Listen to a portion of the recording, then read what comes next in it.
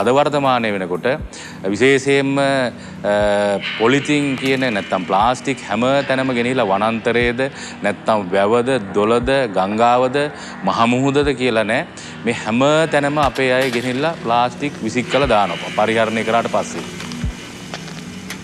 Sri Lankans have become very lax in the way we manage our waste.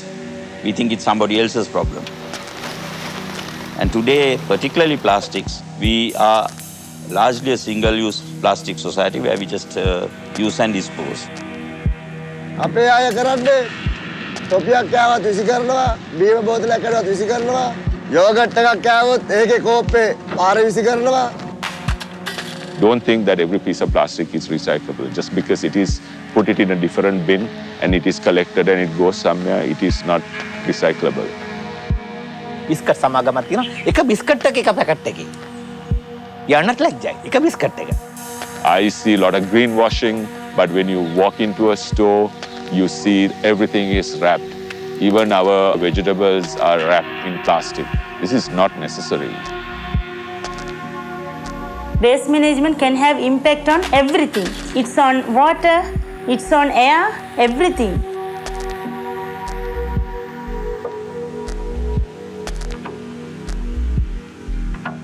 එක polythene බෑගයක් මේක ආයු කාලය බලලා තියෙනවා. සාමාන්‍යයෙන් අපි shopping කඩේකින් ගත්තොත් විනාඩි 10කින් 15කින් ඒක ඉවරයි කුණු ගොඩට යනවා. නමුත් පස් වලට ගියාම පස්සේ අවුරුදු 400ක් මේක තියෙනවා. තුනි පොලිතින් වලින් specific gravity LDP වලින් මේවා හදන්න ලොකු කැල්සියම් ප්‍රමාණය එකතු කරනවා. එතකොට මේ කැල්සියම් වලින් හදන දේවල් ආහාර ඔතන්න ආහාර කෑම ඔතන්න භාවිතා කරන ඉඳ ඒවා ශරීරගත වෙනවා නිරායාසයෙන්. ඒක තව හානියක් බොහෝ දෙනා දන්නේ නැති දෙයක්. මේ කඩදාසි ගස්වල කොළ සහ පොලිතින් එකට පිච්චුවාම විෂ රසායනික හැදෙනවා කියලා බොහෝ දෙනෙක් දන්නේ නැහැ. යම් ජනතාව අහිංසක මිනිස්සු මේ ගම සුද්ධ කරනවා. නමුත් ඒගොල්ලෝ දන්නේ ඩයොක්සින්, ෆියුරාන් කියන විෂ රසායනික වායු හැදෙනවා. ඒ ඩයොක්සින්, ෆියුරාන් කියන වායු තියෙන පහළ ස්තරේ. ඒතර පහළ තියෙනකොට ඒවා ඒ පුච්චනෑගෙම ඇඟට නැවත ආග්‍රහණය වෙනවා. ඒවා කෙලින්ම කාසිනෝජනික්. ඒ කියන්නේ ඊටාම භයානක පිළිකාකාරක වායු. If you take Colombo and the surrounding local authorities, the greater Colombo area or the Colombo metropolitan area, we might have about 1,200 tons of waste coming a day. ලංකාවේ මේ වගේ අපද්‍රව්‍ය බාහිර ස්ථාන 260ක් පමණ තියෙනවා. මේ 260න් බහුතරයක් ස්ථාන බොහෝ විට වගුරු බිම් සහ ජලාශිත පරිසර. අපිට අපද්‍රව්‍ය බාහිර වීමට විසඳුමක් නොමැති නිසා මේ වගේ ස්ථාන පවත්වාගෙන යා යුතු වෙනවා. සහ කළමනාකරණය කළ යුතු වෙනවා. තවත් අලුත් පරිසර පද්ධතියකට අපද්‍රව්‍ය බාහිර වීම කියන එක නෙමෙයි විසඳුම. WMA has really done a marvelous job. We have to thank them for being here and managing this site. From my calculations, it has been full for more than a year, but there's no other alternative. And the thing is, this place, it is just simply a managed dump. It is not a real landfill. A real landfill should have a way to mitigate the leachate, air pollution. None of that is here. This area is a watershed of Verasganga Bolgoda River. This mountain, the leachate from this will keep coming out for 75 years. අපිට විශේෂයෙන් පේනවා මෙතන කලපුවට ඉතාම ආසන්න තැනක තමයි මේක තියෙන්නේ. ඉතින් කලපුවට මේ විෂ ජලය ගලා යාම නිසා කලපුව අපවිත්‍ර වෙලා කලපු පරිසර පද්ධතිය සම්පූර්ණයෙන් විනාශ වෙලා යන්න පුළුවන්. මේ ව්‍යාපෘතියේ විදිහට මුළු රටම දන්නේ මුළු ලෝකෙම දන්නේ කොළඹ තියෙන කුණු ටික ගෙනල්ලා කැලණියට ගෙනහිල්ලා කැලණියේදී මේ කුණු ටික ෂෝට් කරලා කම්පැක්ට් කරලා වියලලා දුම්රිය මාර්ගයෙන් මෙතනට ගෙනල්ලා තැම්පත් කරනවා කියලා. නමුත් අද හැමෝටම පේනවා යථාර්ථය මේක තමයි. කොළඹේ දෛනිකව එකතු වෙන කුණු ටික ගඳ ගස්ස කිලෝමීටර් 180ක් තරම් දුර ටිපර් මගින් ගෙනල්ලා මේ කුණු ටික මෙතනට ගෙනල්ලා අතහැරලා යන්නේ. This has been created so many social, economic and social issues to the Puttalam district people as well as all the Sri Lankan people island wide. Colombo කියන තැන මීට නාගරික තැනක්. මීට ලෝකා ගොඩාක් දියුණු තැනක්. ආර්ථික මර්මස්ථාන සේරම මිනිස්සු සැප පහසුර ජීවත් වෙන තැනක්.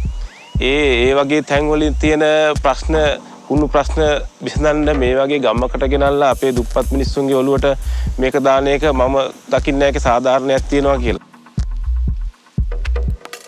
Most of the students, O-level students in Serakulia, they couldn't write their exams, O-level exams. They couldn't study because of the bad smell and the feeling of vomiting, sense of headache. They had so many social issues and health problems. ඇවිල්ලා බලන්න මේක ඇත්ත තත්ත්වය මොකක්ද කියලා. අපි මේක මේ බලධාරීන් හඳුන්වලා තියෙන්නේ මේ ස්ථානයේ කැලයක් කියලා. ඇත්තටම ඇවිල්ලා බලන්න ඕන මේක කැලයක් නෙමෙයි. මේක අවට ගම්මාන වලින් පිරිච්ච තැනක් තමයි මේ හරිය. අපි අබේ භූමිය කියලා බලමු. අබේ භූමිය තියෙනවා මේ වන සතුන් තමයි මේවා අනුභව කරන්නේ. පොලිතින් කනවා. පොලිතින් කාලා හොයාගන්න බැරි ලෙඩ රෝග හැවිලා සත්තු මැරිලා යනවා. This is typical of many open dumps in the country. Where, as an open dump, what I mean is you just get a piece of land and dump garbage into it without any controls or any form of management. Unfortunately, there are over 50 sites like this, which is located inside a forest reserve. And I think communities have a responsibility to manage their own garbage in the areas that they generate. So garbage management also should be within urban areas rather than in forest reserves. වනජීවී සංරක්ෂණ දෙපාර්තමේන්තුව හෝ වන සංරක්ෂණ දෙපාර්තමේන්තුව හෝ එකතු වෙලා මේක කාටත් පොදු නීතියක් හැටියට ගෙනල්ලා පරිසරය ආරක්ෂා කිරීමට කටයුතු කරන ප්‍රජාව දැනුවත් කිරීම අපේ සියලු දෙනාගේ වගකීමක් හැටියට තමයි අපි මේ කටයුත්ත කළ යුතුව පවතින්නේ. සාගර පරිසර පද්ධතිවලට එකතු වෙන ප්ලාස්ටික් නිසා විශේෂයෙන්ම ශුද්ධ ප්ලාස්ටික් මසුන්ගේ ශරීරගත වීම නිසා මසුන් තුළ අධික වශයෙන් ශුද්ධ ප්ලාස්ටික් සහ බැරලෝහ තැන්පත් වීමේ තත්ත්වයක් ලංකාවට සාගර කලාපයේ දකින්න ලැබෙනවා. ඒ නිසා දීවර කර්මාන්තයටත් මේ කැලිකසල බැහැර කිරීම විශාල තර්ජනයක් වෙලා තියෙනවා.